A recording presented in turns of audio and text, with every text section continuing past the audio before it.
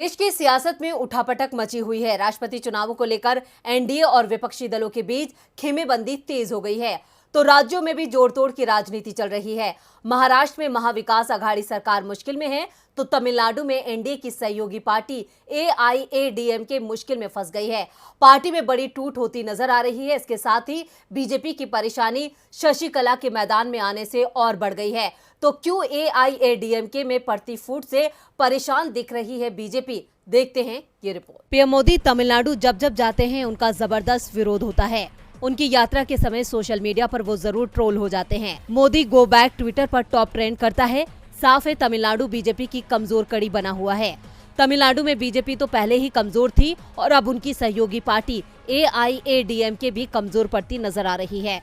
Party में बड़ी फूट के संकेत मिलने लगे हैं। पार्टी के दिग्गज नेता ओ पनीरसेल्वम और पलानीस्वामी के बीच पार्टी संगठन पर अधिकार को लेकर लड़ाई तेज होती जा रही है। जहां पलानीस्वामी पार्टी संगठन पर कब्जे की कोशिश में हैं, तो पनीरसेल्वम इस पर अपना अधिकार जता रहे हैं। बीते दिनों पार्टी की एक बैठक में दोनों ही गुटों के बीच जमकर विवाद हुआ था। मंच पर पनीरसेल्वम को बोलने ही नहीं दिया गया, जिस कारण से पनीरसेल्वम ने बैठक का बहिष्कार तक कर दिया था। पनीरसेल्वम और पलानीस्वामी के बीच चल रही इस लड़ाई में अब पार्टी से निष्कासित महासचिव वीके शशिकला भी कूद पड़ी हैं। उन्होंने चेन्नई, तिरुवल्लूर और थिरुतानी में रोड शो किया।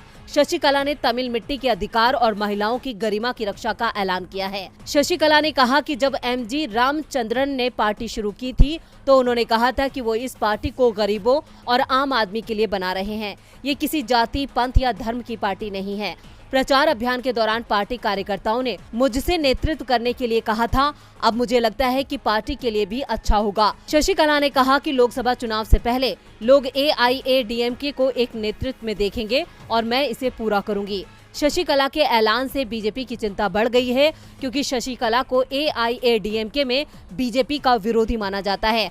दावा किया जाता है कि जयललिता और शशिकला के बीच दूरियां पैदा करने में बीजेपी नेताओं का ही हाथ था। ऐसे में अगर एआईएडीएमके की कमान शशिकला के हाथ आई, तो बीजेपी के हाथ से उसका महत्वपूर्ण सहयोगी ही खिसक जाएगा।